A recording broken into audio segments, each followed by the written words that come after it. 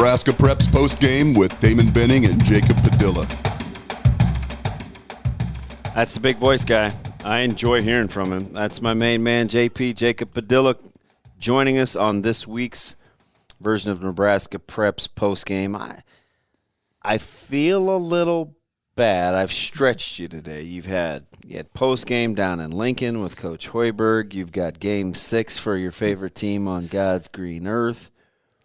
And is there anything else? I've got you a little later in the day than I normally do. I feel bad, man. You going to be all right? Yeah, it's a busy day, but I've always got time for you, Damon, and for our listeners. I appreciate that, man. So are you nervous tonight with the Suns? Oh, without a doubt. I've been nervous before almost every single game just because I'm used to failure. So even when they had it rolling, there was still just that little feeling of doubt in the back of your mind, like, this isn't over yet, and sure enough, here we are 3 games later, and they're trailing in the series, facing elimination. I know stats aren't everything, but you potentially are on the verge of a 51, 41, 86-ish, right? Yeah. 2-point, 3-point foul line. And you're down in the series.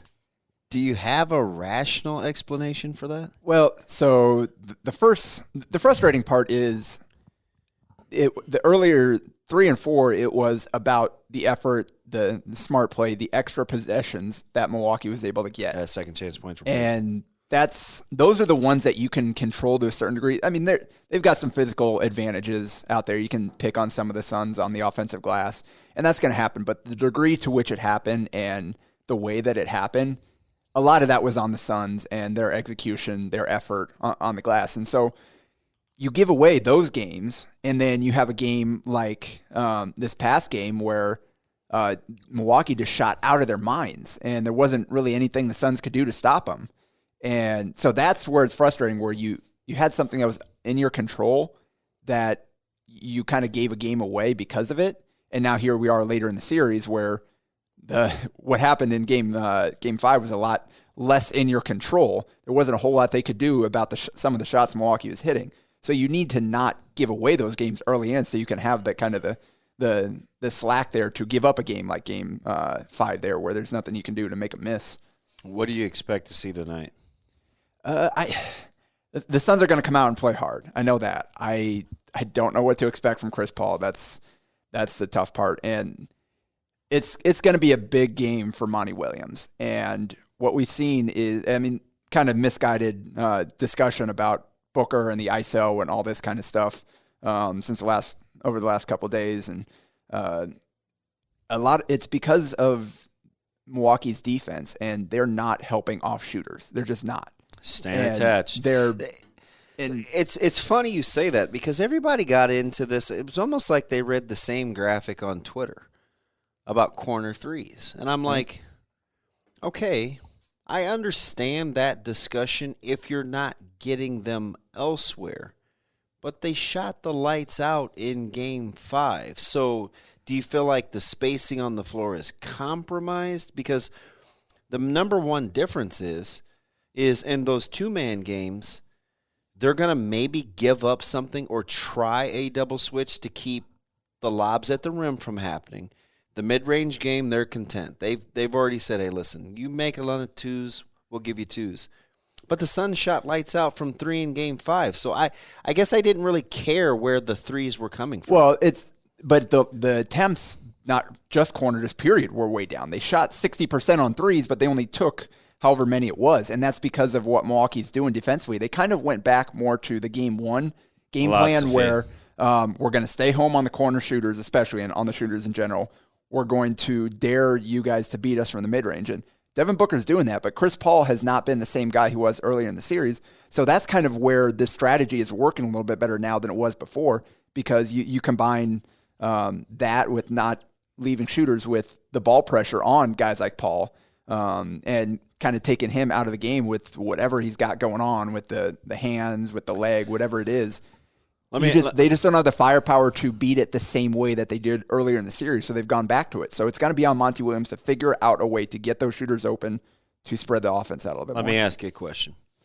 On average, the Suns make how many threes a game? Roughly 11 or 12? Off the top of my head, I do not know, but I can look it real quick. Okay, hold that thought. right? You're looking that up.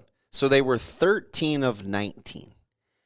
If they were 13 of 27, which would still be 45%, you'd think, oh my gosh, they shot lights out from three, right? So is it the number of attempts or is it the number of makes? Because at the end of the day, they still made 13 threes. That's a ton. That's right. That's their average. Okay. They average 13 a game. So what are we talking about in terms of attempt? That's exactly my point. Well, again, it goes back to the math of Milwaukee's hitting some threes, but they're getting the second chances. They're getting the Giannis free throws. Wasn't the same in Game 5 and went back in Phoenix, but it's just the math working out where they're going to make you take. Would you rather they do 13 of 29, or 13 of 30, or 13 of 27? Well, no. If you're shooting 13 of 21, you're probably not going to miss your last 7 or 8. So it's just you want to be able to take advantage of a good shooting game more versus So you don't subscribe to the more opportunities you have at it, the more apt you are for failure. We've seen guys go 3 for 4 in a game, but over the course of a season, you're not going to hit 750, right? So there's some give and take there. I guess I say all that to say I didn't understand the harping on the minimized number of threes if you're still getting to your number.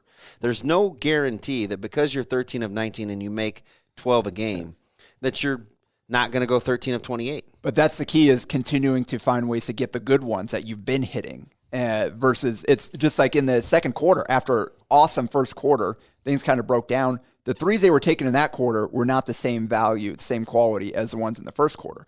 Guys were kind of rushing a little bit more. They're like, oh, we're hot in the first quarter, so we're just going to keep shooting. That's not the way to increase numbers. That's where it goes to what you're saying, where, oh, we're hot, so we're just going to keep firing anything up. You need to keep generating the good looks, and Milwaukee's doing their best to take that away. And in a game, you're talking about kind of the averages. In a game like that where Milwaukee is scoring at the rate they were too, you're going to have to go above just good to keep up with that and to stay in the lead. And honestly, though, you said, like, as well as the Suns shot, where they lost that game was the time that Devin Booker sat on the bench, and especially in that second quarter, that stretch. 2 games that was it. I felt was like that. The 5th foul in Game 4, and I felt like, so for all the consternation and hand-wringing we do about the shot selection and number of threes, Devin Booker's time on and off the court, and when that happens, seems to be as important as anything. Yeah, and the key right now is that Paul and Campaign are not playing the same way they did at various other points in the playoffs. So Booker's really the only offensive creator that you can count on right now. So when he sits down, who's going to create? And it's that's kind of where the Suns have run into this rut that they've fallen into, where Paul isn't the same effectiveness. You're not getting the 29-9 from Campaign when Paul was out. Those are your second and third ball handlers there, with Booker playing the way he is. So you just need somebody to step up. And we know that Ayton can only do so much with his skill set right now. He's very good at what he does, but he's not a guy that you can just decide, okay, he's going to dominate this game. He's going to pick up the slack. He gets it within the flow of the game. And so it's got to come from somewhere. Mikal Bridges has to be a little bit more aggressive. Campaign's got to play better, and Chris Paul's got to be a threat. I'm going to ease your mind tonight. I don't love the fact that a team that hasn't won a championship in forever in Milwaukee has a chance to close it out at home. I understand that they're the consummate front runners. There's nobody that plays better at home when it gets going than they do. That being said, I don't like the line. It's only 4.5. It's too easy. I think a lot of people will love Milwaukee in that situation. I can't guarantee we're going to Game 7, but I will say if Milwaukee wins, it's only by a basket, maybe 2. Phoenix will be right there. Wouldn't shock me 1 iota if we're going back to Phoenix for Game 7. Only scary it's part. It's hard to close teams out. Only scary part is looking at the official crew. Yeah, so Paul is 0 for his last 13 with Mr. Forrest, right? Yeah, so Scott Foster is on the call. I said Forrest. As in run, Forrest, run. Run from Scott Foster doing this game. Yeah, I'm not conspiracy theorist. Like, but I do think there's a history there where he just doesn't like Chris Paul for whatever reason, and Chris Paul doesn't like him. And that, more than anything, that could get into Paul's head, where any little call that goes against his way is going to feel 10 times worse because of who might be making that call. So that's where, again, Monty's got to step up here. Chris has to be a veteran, understand the situation, cannot let that get into his head. He's just got to go out and play. And he's lost 13 straight, right? We did the Suns did win 13 straight. Suns did win a Foster game where Chris wasn't playing. So I don't think he hates the Suns as much as he hates Chris Paul. Boy, that's interesting. That is your NBA 7 minutes, brought to you by Jacob Padilla and Old DB. Huge weekend. Yeah. Across the board, not only for the city of Omaha, but even if you go micro and you go golds in your tournament that you were out at UBT, an impressive showing, I felt, for Omaha teams specifically out at your site. Well, I was down in Kansas City. I was just kind of texting with some of the people that were back here in the Adidas Gold Gauntlet. So, yeah, you had the Adidas 3SB Championships over in Council Bluffs at the Field House. You had the Gold Gauntlet for Adidas out there at UBT for OSA. Yep. And then down in Kansas City, we had a lot of the OSA national teams, Lincoln Supreme, Factory, Powerhouse, a lot of teams down there made some good runs. And then Nebraska Supreme, 17s again, taking care of business down there in Frisco. And so a lot of good basketball played at various sites throughout the country by Nebraska teams. It's hard, but you and I, we see a ton. And I thought this on the shoe circuit with Adidas with Dream Vision in Birmingham. I was like, gosh, that was impressive. But I wasn't sure on the level of competition, and I know they lost to, I want to say, was it Grant or Gardner Road? But they had kind of ran through a lot of that competition. I look at what Supreme is doing. A 4-1 record with those guys in Frisco, I felt like was pretty impressive.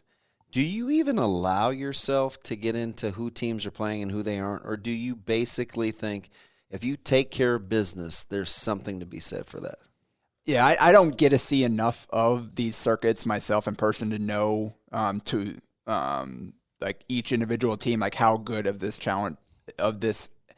challenge is this really? So generally kind of look at the overall results, and then you kind of look, is this close? Is it a blowout? How did they get the win? And then you kind of see, all right, big name on this other team. So you kind of try to just pay attention as best you can to try to see, all right, how impressive is this really? But it definitely starts with the record, because everybody at that level, if you're on a shoe circuit, you've got some level of talent there that's above and beyond your average AAU team. So if you're kind of looking at it relative, you can talk Kansas City, you can talk Frisco, you can talk UBT with the 17 golds, you can go to the Field House with the Adidas Championship. Safe to say the most impressive performance relative to competition was OSA's gold team winning here in Omaha. Yeah, so that was something that was.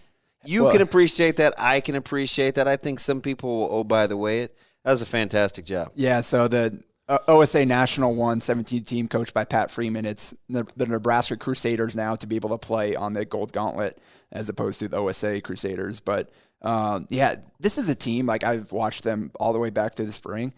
They've maybe had their full complement of players healthy for less than 5 games, I would imagine. Like they have constantly dealing with injuries. And again, they had Chase Anderson, Chase Holtman go down in the first game this weekend, both of them, and not able to play the rest of the weekend. So you're looking for O'Malley and Inseman to play well at the same time. They got a lot of options. And that's exactly what happened, is they had a lot of different guys step up this weekend. They came in here and took care of business. They won all their games out there at UBT, took home the 17U Gold Championship. I know Evan Inselman had a big game there, earned offer from Morningside. they've had Jackson Page had a 23-point game, and Inselman had 22. I'm on record with Jackson Page, and I think you played a little safer than I do. I don't mind calling my shot. I know you like to wait. I said early and during these podcasts in the summer, Jackson Page is the guy that I think will pay monumental dividends for Millard North. I've seen him forever since he's been 9-10 years old. I like his poise. I like his control. I like how he embraces the moment. He's going to be a really good addition for Millard North. And it seems like he's kind of rediscovered that confidence from earlier on. I think he likes playing again. Yeah. Right? I think he enjoys what he's doing. Yeah. Because he kind of struggled to crack the rotation at Omaha Central. Obviously, he had some good guards. You're only playing 7, right? Yeah. And it's tough to have confidence when you're getting maybe one shot every other game to be able to come in and knock down shots. Now he's playing with the ball in his hands as a point guard, especially with the injuries they've had. He really had to shoulder a heavy load for them and was able to rediscover that confidence. He had really good 15U year for OSA. I think he's fantastic. He's a very skilled player. So he had a big game. Casey O'Malley embraces the moment. Yeah. Casey O'Malley had a really good last 2 weeks. And we talked about it a little bit last week where didn't seem like he had a great June, at least wasn't consistent. Last couple of weeks, he's come up big for them. Had a 20-point game. Again, he had to handle the ball a lot with Holtman out, Anderson out. So You know why I'm always going to kind of err towards the side of Casey O'Malley? Yeah. I see what he does in the Metro. Yeah. I see what he does in crunch time. I saw how he annihilated Westside in 2 different games. I saw him kind of embrace his role. And here's the kicker. Nobody enjoys playing against him. Yeah. I mean, the kids will let you know, right? You've done this long enough to know it's like they just don't like either him personally or playing against him. And that kind of lets me know he's doing the right thing for Creighton Prep. It's always good to have a guy with that kind of chip on his shoulder on your team that's going to go hard, is not afraid to talk a little bit. And so it's just a really, really well-balanced team. They had different guys step up. Dane Peterson is just a game changer with his athleticism. He wasn't even healthy, and he's out here blocking shots left and right. He can throwing get up down and down. hoops. Little pogo sticky.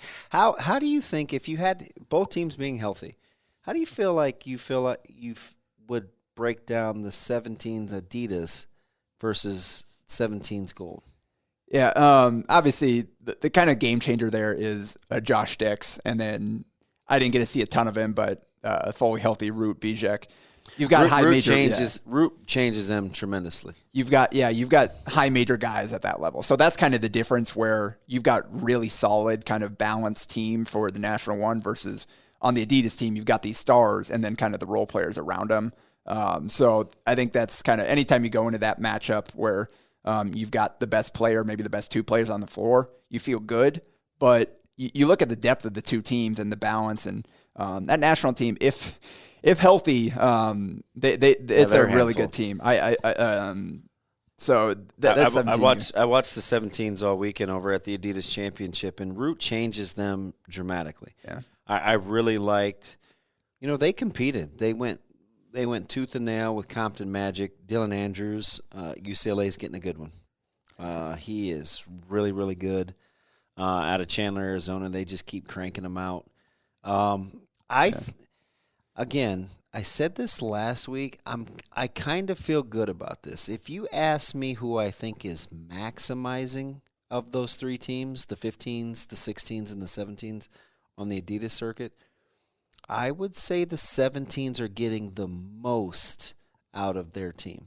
I mean, people may poo-poo that a little bit. The 16s got the really good first win against Southern Assault. I understand that, and that's a good basketball team. Yeah. But if you talk about maximizing, I kind of lean towards the 17s a little bit. Yeah. So just a good weekend for both Adidas and National, getting the most out of what they have, kind of shorthanded, and that the National down 16-4 to start that championship game and came back and won the thing. Payson Gillespie got hot in the second half, hit some big shots. He can shoot it. So, yeah, the 17th, great weekend for the 17s. The 16s over there, I believe they went 4-1 as well. 3 and whatever. I think it's 3-2, 3-2, or 3-1. 3-1. Yeah, they were short a game. Yeah, so they the 16s they lost. Yeah, it looks like they lost their first game, but then won out from there. Good showing by them. Alec Noonan has just been a really steady performer for that team all season long, and was again this weekend. Devin Jones from Papio South, defensive big fan. Yeah, defensive game changer. Really good football player as well. Kind of minds his business, goes about his work. He's a fantastic kid. Yeah, and by the way, really good friends with Connor Milliken. It's no coincidence that iron sharpens iron, right? I mean, like-minded guys kind of hang around each other. A good deal playing for that Sarpy Shock team, and then getting over to T&E later on. Like, those guys enjoy playing a similar way. And then Ben Boudreau kind of stepped it up, I think, after good experience in June, having to play a heavy role for Papillion the Vista after not really playing much varsity the previous year. I think he made a big leap from spring to summer and helped them play well. And then the 15s, coached by Matt Crouch, I think they only lost once as well. Had another good weekend. Yeah, they won their first game. Then lost to the Sacramento Magic, but then closed it out with a pair of wins. And won the last game by almost 30. So good weekend for them too. Marquise Tolliver, Alec Wilkins, and Joey Veith again are kind of the three guys that lead the way. And again, three guys, two in particular with Veith and Tolliver that I'm really big fans of. I want to go back to Boudreau here just for a second, because I think he's a good testament for, I'm 4 kids. Yeah. He's a good testament to stay in the gym, keep your head down, mind your own business. He was arguably, for 4 or 5 years, the best shooter that I saw at the youth level. I mean, between 2nd grade and 7th grade, I saw very few people shoot as well as Boudreau did. I felt like if he got a good look, it was going in. I was more surprised if he didn't. High school didn't get off to kind of the start I think he wanted to. He's a little undersized on the smaller side, but he's staying with it. Confidence is something that if he keeps it, he can really shoot it. Yeah, and he's a guy that's playing behind senior guards. They had a veteran with backcourt Hylock and those guys. They were tough. So it's tough to find playing time. Again, like you said, he was a little bit smaller. Got a few minutes here and there, but so now he's going into this year, big off season for him to kind of get prepared. Where hey, it's going to be you. We don't; those seniors are gone now. It's really Keegan Hylock and Boudreau and it's. That's that backcourt. Exactly. And those are, guys that played off the bench, didn't play a lot of heavy minutes last year. Keegan a little bit more. But neither one of them played heavy minutes or in big pressure situations. So it's going to be a little bit different with them. And then Luke Lindenmeyer and Kyle Ingerson, kind of the two guys coming back that played a lot last year. Boy, is Kyle an X factor. He's like that with his summer team as well. When he shoots it well, he really stretches those teams. I think for him, the big thing for a kid that's as highly skilled as he is and can shoot it is his confidence. Yeah. I mean, people talk a lot about his or her physical talent. I think the 6 inches and how you attack the game between the ears is often the difference. And you get the sense if Kyle really felt that flame under his bunda, he is more than capable. Tremendous size, can shoot it well. Got some versatility to his game. Yeah. Consistency is the key to him, where it's not 6 for 9 or 1 for 4. It's like you can count on you 2, 3, 4 threes a game, especially playing off of guys like Dix and Root. Some of these other guys are going to draw attention. You got to be ready to knock down their shots, and that's kind of the role he plays on that team. I guess going back to kind of what else did you see? Well, I guess let's talk generally about just the overall kind of event and the way that OSA did it. And I thought the event was fantastic. Right, I liked the setup. I liked the transformation of the field house. Being one of the quote unquote ambassadors for the Gauntlet, there were 12 of us that were responsible for 4 or 5 different teams, and to make sure that everything was going okay and the busing, transportation, and needs being met. I felt like Adidas in Omaha went above and beyond the call of duty to make sure that we could get this event back next year. So first and foremost, I was very proud to be a part of that. I think secondly, the event was fantastic. I liked how the coaching setup. I like the attention to detail. There were a couple of guys. I'm not all in on the whole Mikey Williams phenomenon, so that didn't bother me one bit. I'm going to continue to reiterate that. I know some people are like, oh, you're so hard on Mikey and, 3.1 million followers and this, that, and the other. I'm like, yeah, it's just that, right? I've seen him play enough live now. He didn't make the trip this weekend, so I'm sure that was disappointing to some of the folks that wanted to see we all can ball, or so we all can go. Yeah. I always say ball versus go. But, I thought Chandler from Utah Prospects did not disappoint. He's fantastic. There's a reason that I think he's got the Creighton offer. They made it to the semifinals.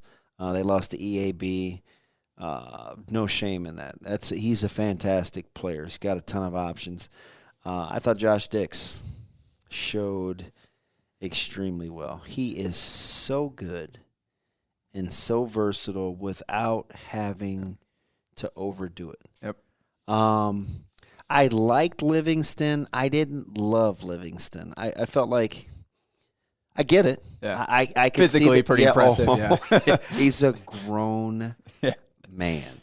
Keontae George, I felt like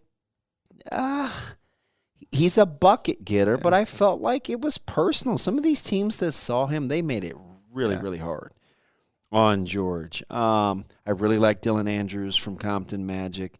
I like Reed Shepard. Yeah. Very efficient from the Midwest B-Ball Club. Kid.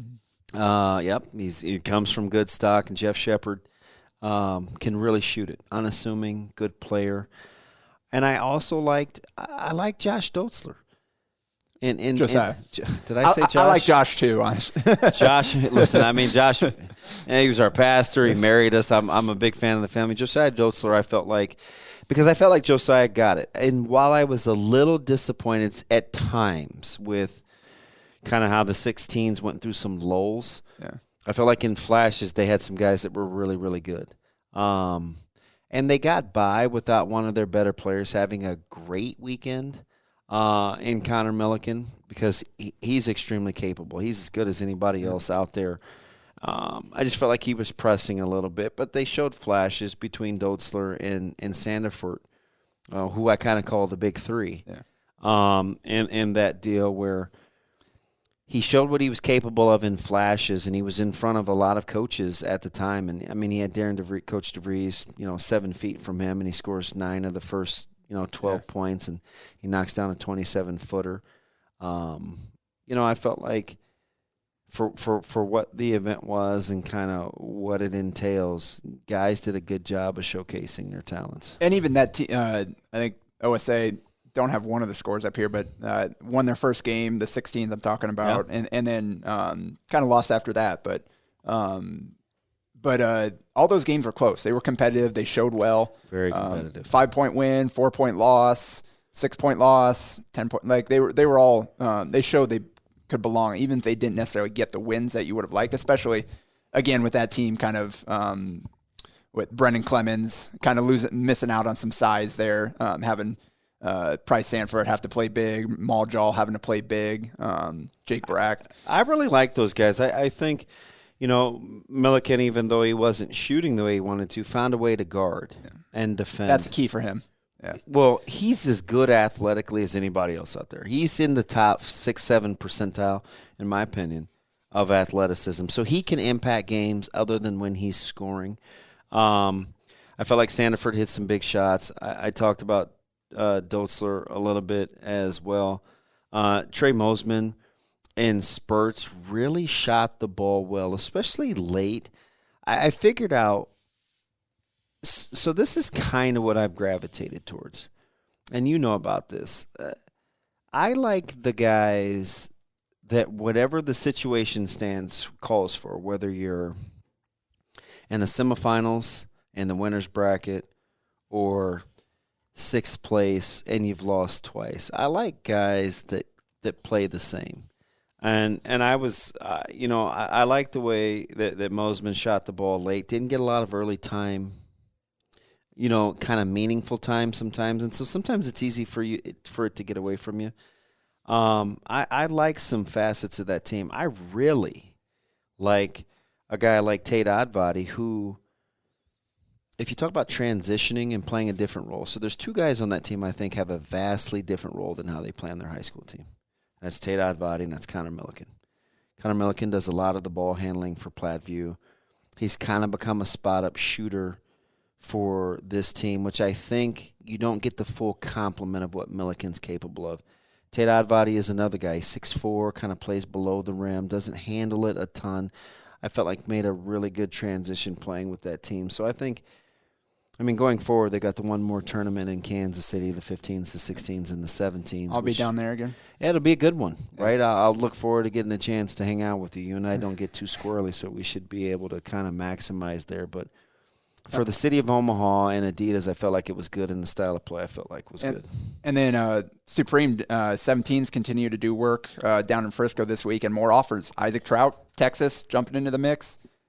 Jason Green, Minnesota, after he took an unofficial visit there last month, they pulled the trigger.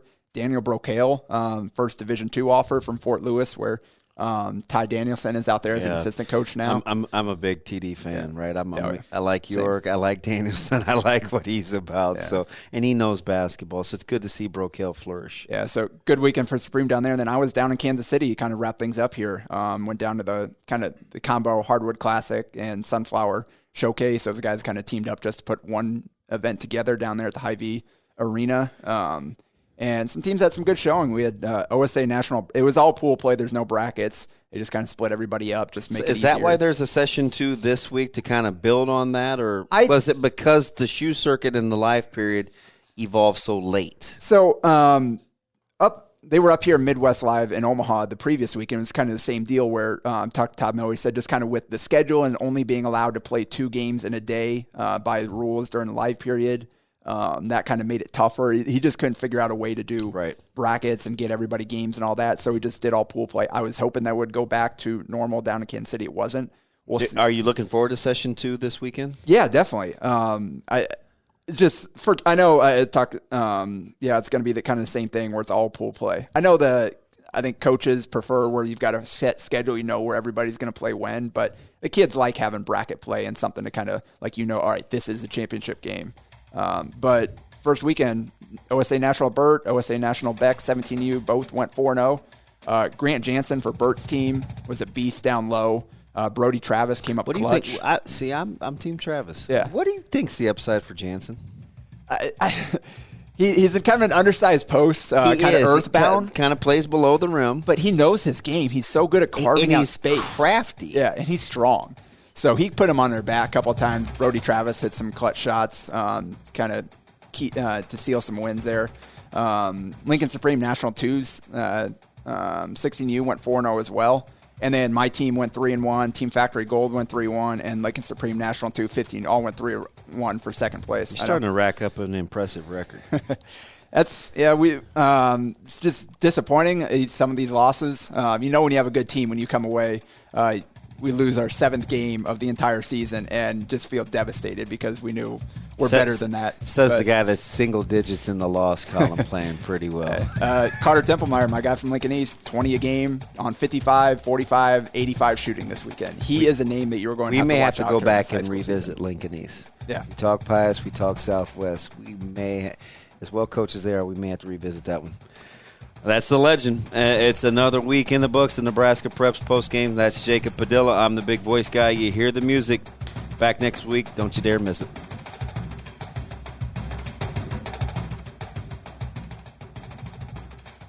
A Hurrdat Media Production.